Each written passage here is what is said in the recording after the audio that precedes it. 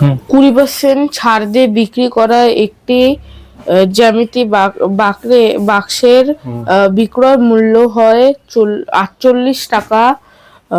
48 টাকা। জ্যামিতি বাক্সের ধার্য মূল্য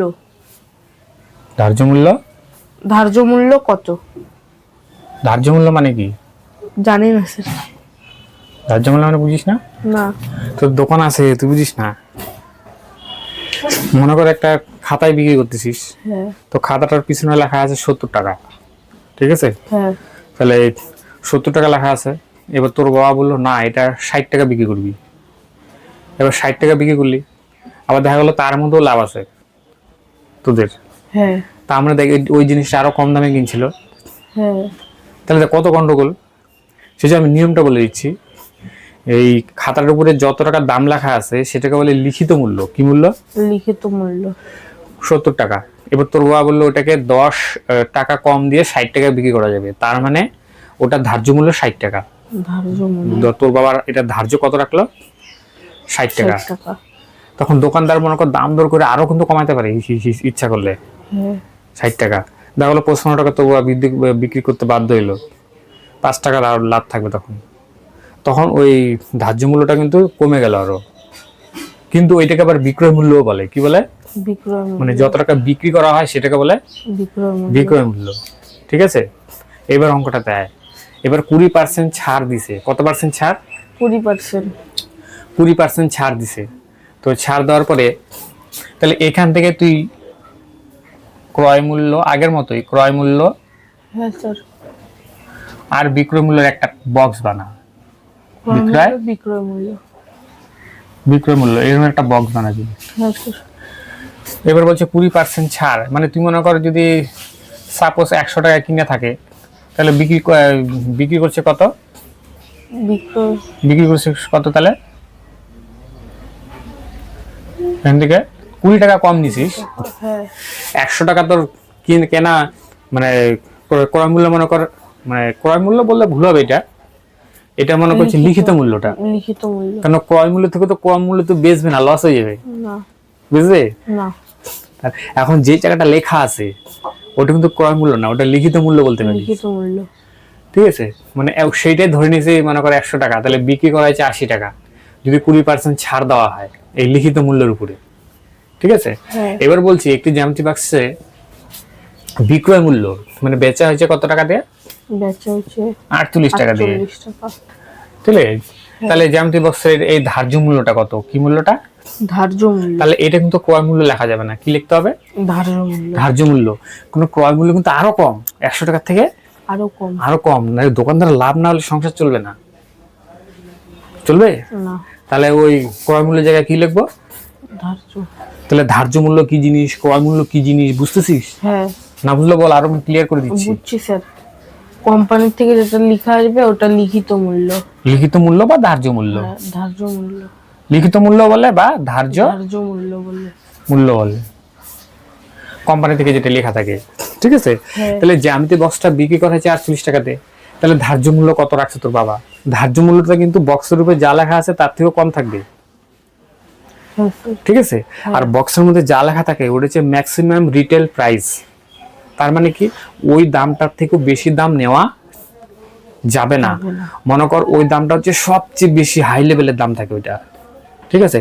মনে কর কোন একটা জিনিস পাহাড়ে পাঠানো হয়েছে বা অনেক দূরে একটা জায়গায় পাঠানো হয়েছে যেখানে গাড়ির ভাড়া অনেক লাগছে, জিনিসের দামটা বাইরে গেছে, সেই জিনিসটার দাম অনেক বাড়ার ফলেও ওই যে এমআরপি যেটা আছে ধার্য মূল্য তার থেকে কখনো বাড়ানো যাবে না, সেই কারণে ওটা ম্যাক্সিমাম রিটেল প্রাইস লেখা থাকে। ঠিক আছে? বুঝতে পারলি ব্যাপারটা? তাহলে এবার আমাদের অঙ্কটাও একই রকম। ধার্য মূল্য আর বিক্রয় মূল্যের মধ্যে কি সম্পর্ক একটা বলে ফেল চিন্তা করে। ধার্য মূল্য আর বিক্রয় মূল্য, ধার্য মূল্য মানে কি যত টাকা বিক্রি করতে চাচ্ছিস সেটা। ব্যস্ত না কেন ব্যস্ত হবে? সরল লিখতে হবে। ধার্য মূল্যটা হাই হলে বিক্রয় মূল্য তো হাই হবে, তাই না? ধার্য মূল্যটা যত টাকা বিক্রি করতে চাচ্ছিস সেটা যদি বাড়ায় দিস তাহলে তো বিক্রি যেটা করতে যাচ্ছিস সেটা তো তার থেকে অনেকটা বাড়াবি না? তাহলে কি সম্পর্ক? সরল সম্পর্ক। সরল সম্পর্ক। সরল সম্পর্ক আমরা হলে কি বলছি, এই যে এইটাকে পাল্টি করে দিতে বলছি, কি করে দিতে বলছি, পাল্টি। তাহলে 48 উপরে আর 80 আসবে নিচে। এটা গোল দিস না আবার, হ্যাঁ না না, আর নিচে লিখবো, বাস এখন তো হয়ে গেল। এখন আমরা লিখবো নির্ণেয় কি মূল্য, ধার্য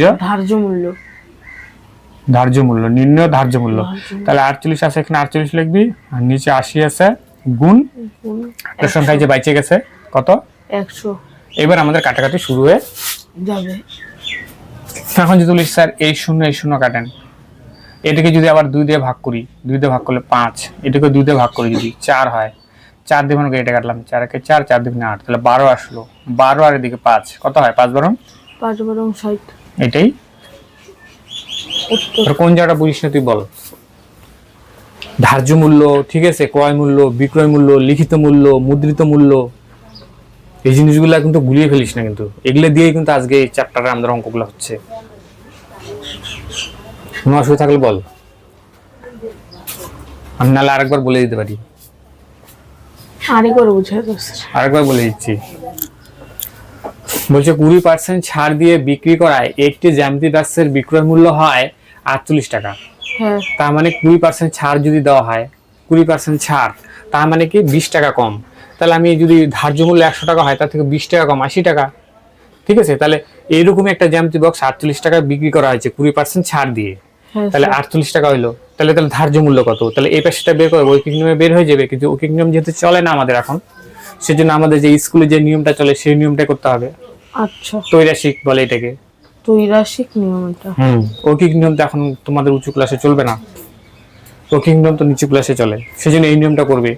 তাই ধার্য মূল্য আর বিক্রয় মূল্যের মধ্যে কি সম্পর্ক ওটা বলবে, সরল সম্পর্ক। সম্পর্ক কি করে বের করতে হয় সেটা বলছি। যদি মনে করো ধার্য মূল্য আর বিক্রয় মূল্যের মধ্যে যে কোনো একটা বাড়ছে, তার সাথে সাথে যদি আরেকটা বাড়ে তাহলে সরল। যদি মনে করো একটা কমে, তার সাথে যদি আরেকটা কমে, তাও সরল। যদি দেখি যে একটা বাড়তেছে আর একটা কমতেছে, তাহলে হয়ে যাবে ব্যস্ত, তখনই হয় ব্যস্ত, ঠিক আছে। যেহেতু ধার্য মূল্য বাড়লে বিক্রয় মূল্য বাড়বে, বিক্রয় মূল্য কমলে ধার্য মূল্য কমবে, তাই সরল হলে সম্পর্কটা কি হবে, এটা দিয়ে ভগ্নাংশ বানাবো, এটাকে পাল্টি করে দিবে, 48 উপরে 80 আসবে নিচে, বাস সরল সম্পর্ক লিখে আমরা এই ভগ্নাংশটা লিখবো, বাস একটা ভগ্নাংশ পেয়ে যাব। তার নিচে আমরা লিখবো নির্ণেয় ধার্য মূল্য লিখে সেই ভগ্নাংশটা লিখে আর একটা সংখ্যা যে বাইচে থাকবে সেটা গুণ দিয়ে লিখে দিবি। এবার কাটাকাটি করার পালা। এবার কাটাকাটি করার পরে যেটা আসবে সেটাই হবে উত্তর দেখে নে, উত্তর মিলে সাথে। দর্শক বন্ধুরা, আপনারা যদি না বুঝতে পারেন বলবেন, নিচে কমেন্ট করে বলবেন, অঙ্কটা আবার করে দেওয়া হবে। এই ধরনের অঙ্কগুলো করে দেওয়া, যদি বা আপনাদের যে ধরনের অঙ্ক লাগে সেগুলো বলবেন কমেন্টে, আমরা সেই ধরনের অঙ্ক করব স্যার। ঠিক আছে, উত্তর এটা গুণ করলে হয় 5 বারং 60, নিচে লেখাটা বোঝা যাচ্ছে না, 60টা দেখা যাচ্ছে না তো, ঠিক আছে তো। যারা এই অঙ্কটা দেখতেছে তাদের কি বলবি, তাদেরকে বলবো সাবস্ক্রাইব করতে, শেয়ার করতে ওদের বন্ধু। না, ওদের কি ধরনের অঙ্ক লাগে, কোন লাগে কিনা সেটা হ্যাঁ। পরের অঙ্কটা দর্শক বন্ধুরা, পরের অঙ্কটা একদম ছোট অঙ্ক, ওটা মুখেই পড়তেছি। কত পেজের অঙ্ক বলে দে। Page number class 9, page number 150। আর কত অঙ্কটা হলো 4-এর 5 নম্বর। 4-এর 5 নম্বর অঙ্ক পড়। এক খুচরো বিক্রেতা ধার্য মূল্যের উপর 20% ছাড়ে ওষুধ কিনে ক্রেতাকে ধার্য মূল্যে ওষুধ বিক্রি করেন। খুচরো বিক্রেতা শতকরা লাভ কত? তো বলছে 20% ছাড় দেওয়া হয়েছে। কত পার্সেন্ট ছাড় দেওয়া হয়েছে? 20%। কিসের উপরে 20% ছাড় দেওয়া হয়েছে? ওষুধ। ওটা না, ওষুধ মানে ধার্য মূল্যের উপরে 20% ছাড় দেওয়া হয়েছে। কত কিসের উপরে? ধার্য মূল্যের উপরে। বলছি এক খুচরো বিক্রেতা ধার্য মূল্যের উপর 20% ছাড়ে ওষুধ কিনে, ঠিক আছে, ক্রেতাকে ধার্য মূল্যে ওষুধ বিক্রি করে। মানে ধার্য মূল্যের উপরে 20% ছাড়। মনে করে এখানে দেখ কথাটা কিন্তু জটিল আছে, কিন্তু মনে কর একটা খাতার দাম বা যে কোনো একটা খাতার দাম মনে করো তখন বলছিলাম 70 টাকা, এবার বিক্রি করতে পারবে তোর বাবা হচ্ছে 60 টাকা দিয়ে। তাহলে তোর বাবা ধার্য মূল্য রাখছে 60 টাকা। এইবার তোর বাবা যখন খাতাটা কিনে নিয়ে আসছে, ওই 60 টাকা যে ধার্য মূল্য রাখছে ওই ধার্য মূল্যটা আরো কমাইছে, কমায় নিয়ে এসে অনেকটা কমাচ্ছে, 20% কমানোর পরে ওই ধার্য মূল্যে বিক্রি করছে। মনে কর 60 টাকা উনি বেচবে, হ্যাঁ বেচতে চায়, ঠিক আছে, কিন্তু ধার্য মূল্যের থেকেও কম দামে কিনে নিয়ে এসে 60 টাকা দিয়ে আবার বিক্রি করছে, তাহলে লাভটা অনেকটা কি থাকবে, বেশি। বেশি থাকবে কিন্তু লাভ। তো এখন বলছে লাভটা তাহলে কত হবে? তো বলছে একটা এরকমই ওষুধ বিক্রেতা, তো বলছে ওষুধের যে ধার্য মূল্যটা সেটা আমরা ধরে নিলাম, ধার্য মূল্যটা ধরে নিলাম কত, 100। তাহলে বিক্রয় মূল্যটা কত বল দেখি, বিক্রয় মূল্য, মুখে মুখে বল, বিক্রয় মূল্য বিক্রয় মূল্য কত হবে, কত হবে বলো? তো 80 টাকা। কত টাকা? 80 টাকা। 80 টাকা হচ্ছে বিক্রয় মূল্য, হ্যাঁ কি না? হ্যাঁ। এবার বিক্রয় মূল্য হচ্ছে 80 টাকা, আর ধার্য মূল্য কত টাকা? ধার্য মূল্য 100 টাকা। এইবার বলছে যে এক খুচরো বিক্রেতা ধার্য মূল্যের উপর 20% ছাড়ে ওষুধ কিনে ক্রেতাকে ধার্য মূল্যে বিক্রি করে। তাহলে আবার ধার্য মূল্যে এবার বিক্রি করতেছে, মানে ধার্য মূল্য যত টাকা আছে তত টাকাতেই বিক্রি করতেছে, ঠিক আছে? মানে ধার্য মূল্য লেখা আছে কত টাকা, 100 টাকা। আর মানুষের কাছে 100 টাকাতে বিক্রি করতেছে, ধার্য মূল্য থেকে 100 টাকাতে বিক্রি করতেছে, হ্যাঁ। ঠিক আছে, তার থেকে কিন্তু কম নিচ্ছে না। তাহলে এবার বলছে ওনার তাহলে কত লাভ হচ্ছে, কত লাভ হচ্ছে সেটা জিজ্ঞেস করছে। তো লাভটা এখানে বের করতে বলছে যে খুচরো বিক্রেতার শতকরা লাভ কত, ঠিক আছে? তাহলে আমাদের লাভটা তাহলে কিসের থেকে বের করতে হবে, কত টাকা লাভ হচ্ছে, 80 টাকায়। 80 টাকা। তাহলে 80 টাকা লাভ হচ্ছে কয় টাকা, 20 টাকা। 20 টাকা। তাহলে এখানে 100 টাকার লাভটা বের করে দে, হয়ে গেল।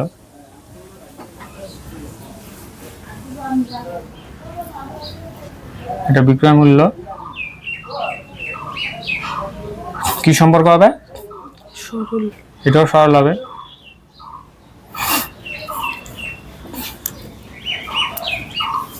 এটা সরল সম্পর্ক, সরলে তো উল্টা যাবে, 100 উপরে 80 নিচে। নিচে। নির্ণয় লাভ, নির্ণয় লাভ 100/80 গুণ 20। 0 কাটা, 2 দিয়ে এটা কাটলাম কত, 4 দিয়ে এটা কাটলাম 25। উত্তর কত আসলো, 25। উত্তর মিলা।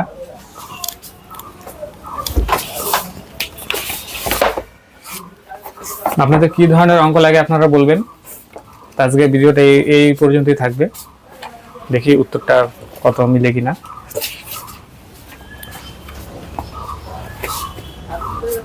হ্যাঁ স্যার, মিলে গেছে। বুঝছে? হ্যাঁ কোন জায়গাটা বুঝিস না বলে এবার, বুঝছি স্যারটা। বুঝছিস? হ্যাঁ। তাহলে ভিডিওটা শেষ করতেছি। হ্যাঁ। তো দর্শকদের বাই বলে দে। টাটা। ভিডিওটাকে লাইক করে দেবে, শেয়ার করে দেবে, সাবস্ক্রাইবও করে দিও এরকম মজার মজার অঙ্ক পেতে চাইলে।